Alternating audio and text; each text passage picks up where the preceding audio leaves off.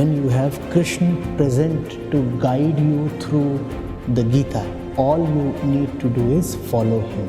Remember that Krishna is already there. Don't imagine, don't speculate. The Gita is an instruction to be followed. The Gita is a song to be loved.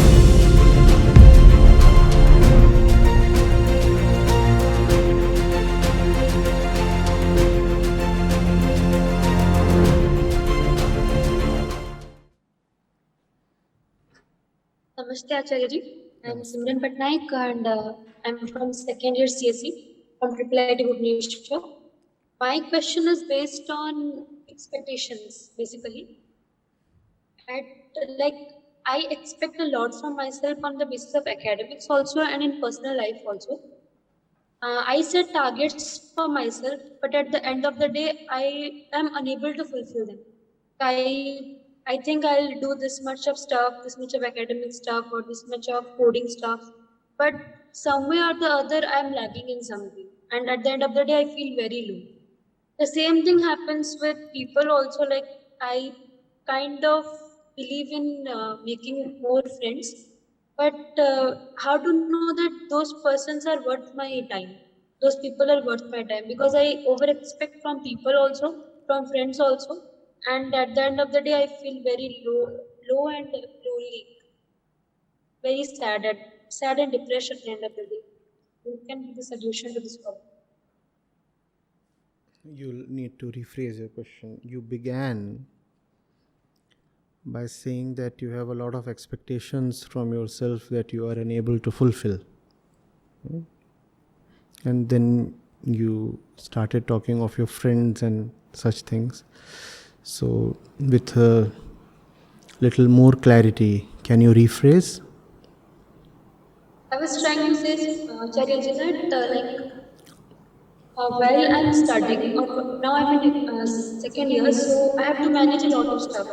Right. Like I have to do my skill development also, focus on my curriculum also. Somewhere or the other, I lag on completing my target. Like, I set a target for myself. I have to do this stuff in this period of time, but I lag on doing that. I'm unable to complete the target. The same thing continues the next day also.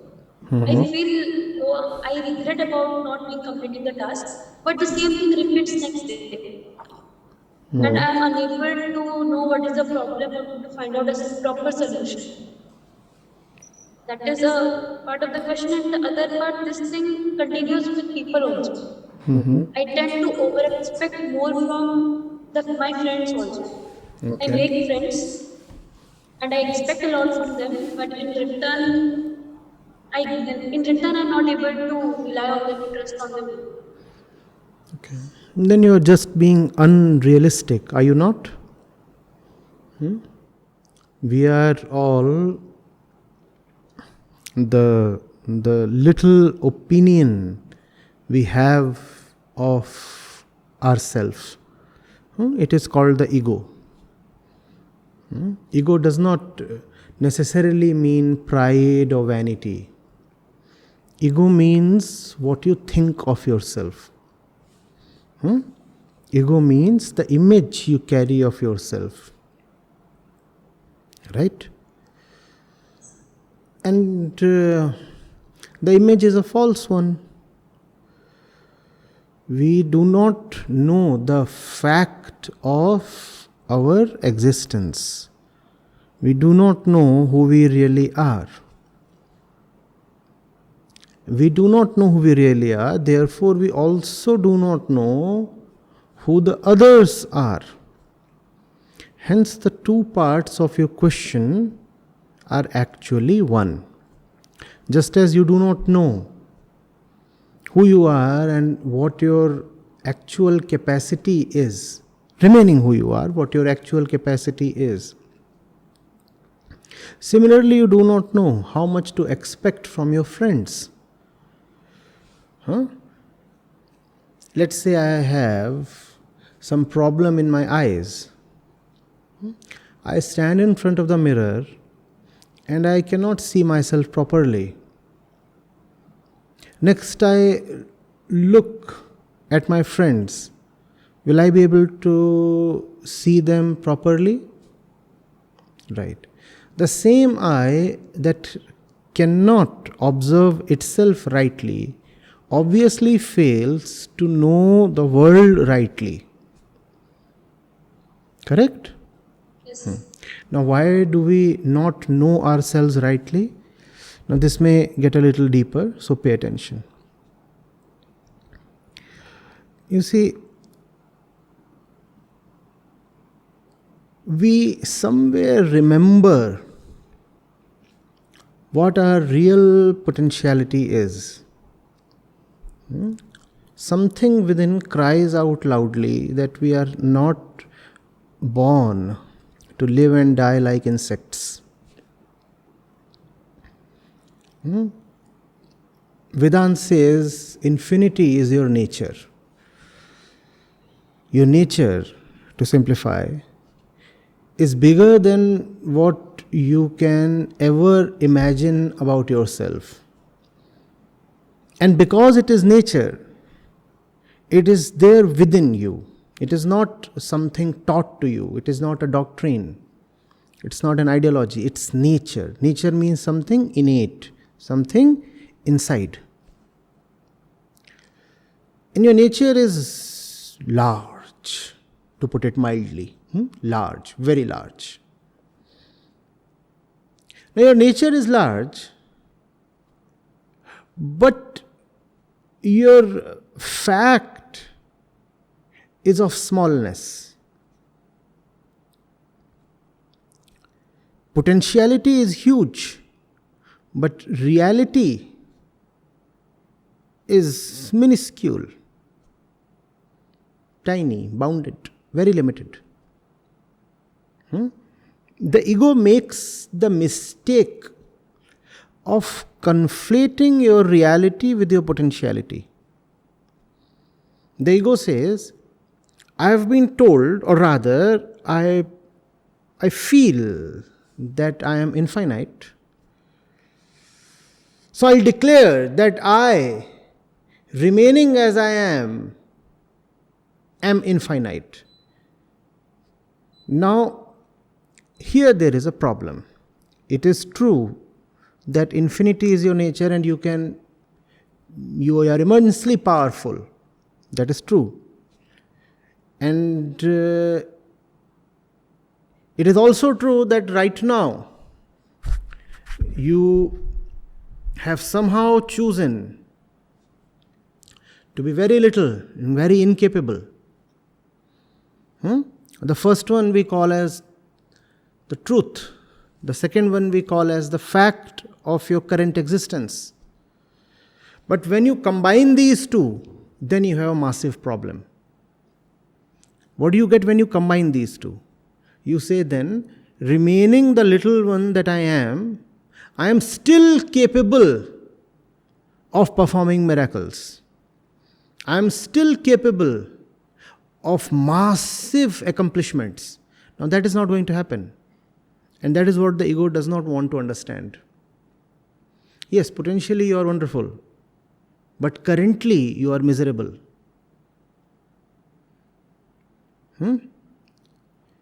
Your wonderful potentiality is in no way in sync with your awful reality. And that in some way sums up the story of all mankind. Great, wonderful potentiality, awful reality. Now, who are you? Wonderful or awful? You decide. But you cannot be both at the same time. That's the mistake the ego makes. Remaining awful, it wants to pretend it's wonderful. Now, we do not deny it's actually wonderful because being wonderful is your nature. But we also cannot deny that right now you are awful. Now, which of these two do we work on? Your nature you cannot change, and your nature you do not need to change because it is already perfect, is it not? Who does not want to be wonderful? So why do you need to work on your nature. Why do we want to talk of work? Because these two are not reconciling with each other, right? Your reality and your potentiality, they don't reconcile with each other. One of these two has to make way. One of these two has to therefore change. The potentiality cannot change and need not change. It's already perfect. So the reality has to change. Your aspirations are wonderful, but being yourself, your aspirations will remain mere daydream. Remaining yourself, in fact, you do not have the right to aspire. And when I say that, kindly do not drop your aspirations. Drop the one you are. You say, this is what I want to do today, and you always find yourself falling short of target. It is because you are setting unrealistic targets. No, the targets are not so large that they are beyond the reach of a human being. It's just that the person that you are, why do you deceive yourself by setting such lofty targets? When you mention that target to yourself, when you commit yourself to that target, ask yourself, seriously? The one that I am, will I ever reach this? No. But we entertain ourselves. We tell ourselves, oh, I am Ashoka the Great. I'll set a target and I'll definitely reach it. And it hurts to admit that the target you are setting for yourself is actually beyond you. Now, if that really hurts, then you have to change yourself. Frankly, most of the targets that we set for ourselves are actually an underestimate of our potential. Frankly, we need to set even higher targets. But given our current state, even the mediocre targets that we set are not likely to be attained. And we better admit that. We better admit the very miserable condition we have brought ourselves to. And when you admit that, that does not mean defeat. That means the process of victory has now started. How are you going to improve if first of all you do not admit that you are in such pathetic state that even very ordinary kind of targets are now beyond you? You have to first of all admit that. Otherwise, you will go through the agony and the humiliation of setting targets and missing out on them on a daily basis. That happens with so many people. They set targets in the morning. When you look at their targets, you know in advance this person is again going to miserably fall short. This person has no idea of his pathetic state. There is no way he can achieve even half of the target he is setting. But he is living in self-illusion. He is fond of fooling himself. So he sets target every morning to be humiliated every night.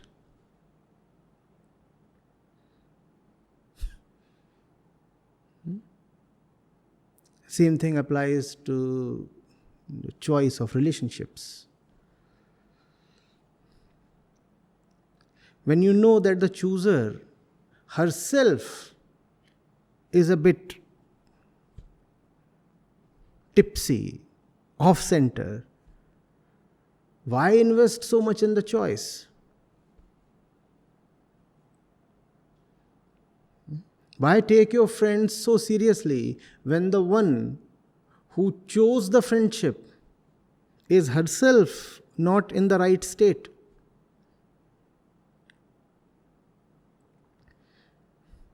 As you develop self clarity, you find that the world around you is changing. You look at yourself more sharply, more accurately, more realistically, and you find you are sharper in your choices when it comes to objects or people or relationships or jobs or whatever.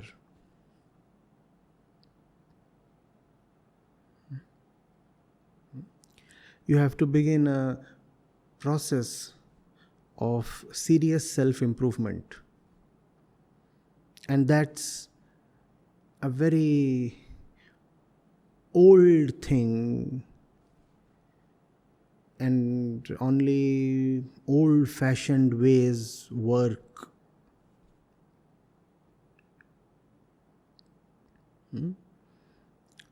That's what the entire process of human evolution is about.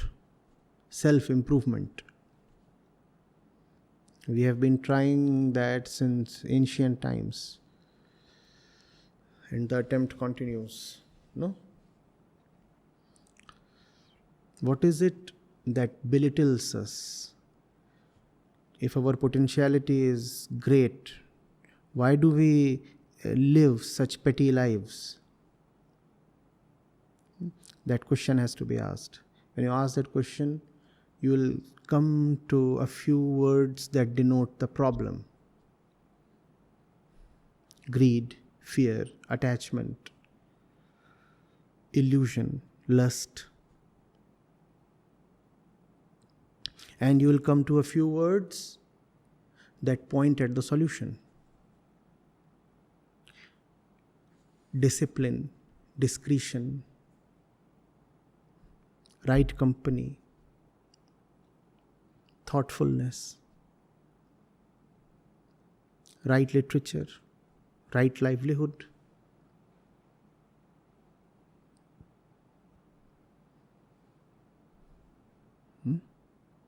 Abstinence, simplicity.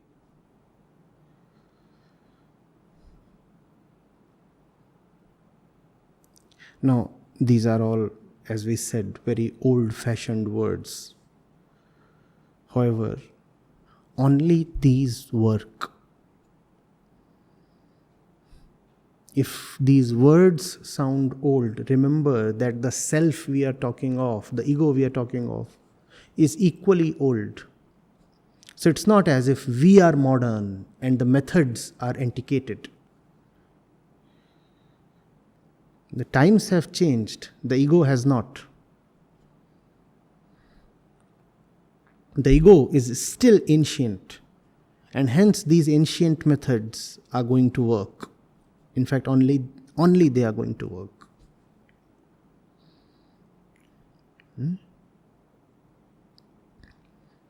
At your age, good literature is very important. Being disciplined is extremely important.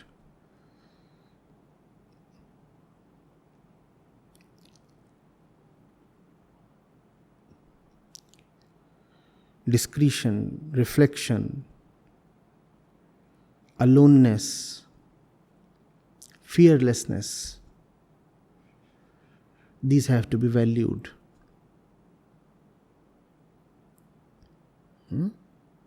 And then you will find that first of all, you will set the right targets in the right direction. Secondly, having set the right targets, you will just not tolerate missing out on them. Because the target is right. Because the target is worthy of being loved. Because you know the sheer importance of the target. Therefore, you will find yourself incapable of missing the target. That would be the change. Today you say, oh, I find myself incapable of hitting the target. Then you will say, I find myself incapable of missing. Even if I want to, I cannot miss the target. I have fallen in love with it.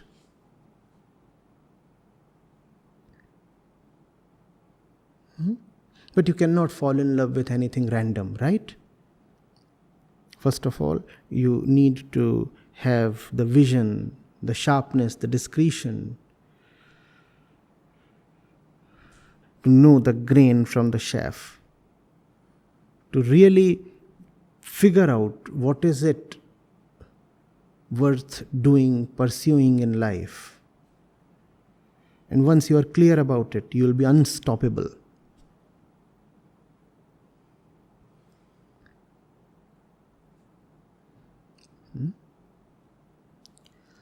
Let clarity be your engine. Otherwise, no point pushing yourself every day towards random targets without knowing who you are, without knowing why the target holds importance, and failing every night, and falling in self-esteem every night. It becomes a vicious process. You keep missing out, you keep lowering your standards and your esteem, and then it becomes your life, it becomes your daily pattern. To talk big and live low. You're not born to be a low lifer.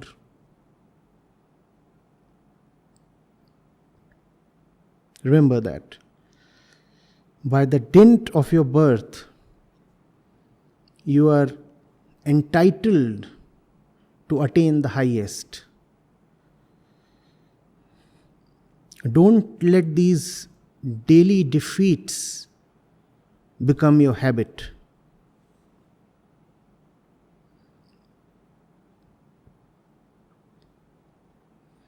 If you find yourself underachieving daily, you need to wake up and take this situation very seriously. It's not these daily tasks you are failing against. Maybe you are failing the very purpose of your birth.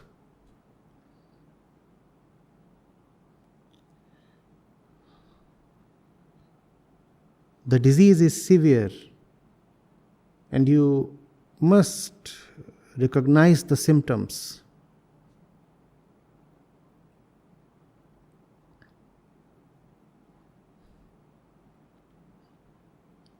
Mediocrity is to be abhorred like poison.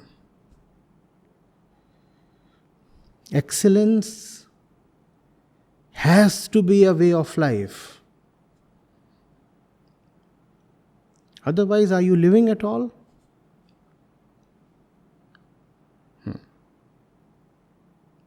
And excellence cannot come merely by putting in effort. Excellence requires clarity. And that's the reason I recommend Vedanta to all young people.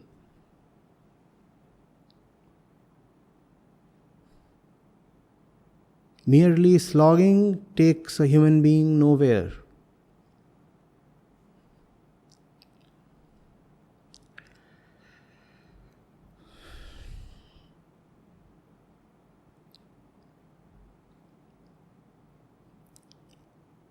Effort, action has to be a shadow of realization.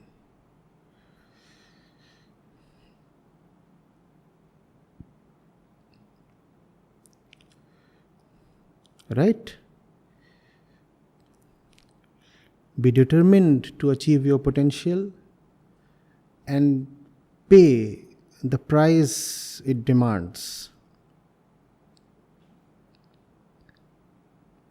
All right. Yes.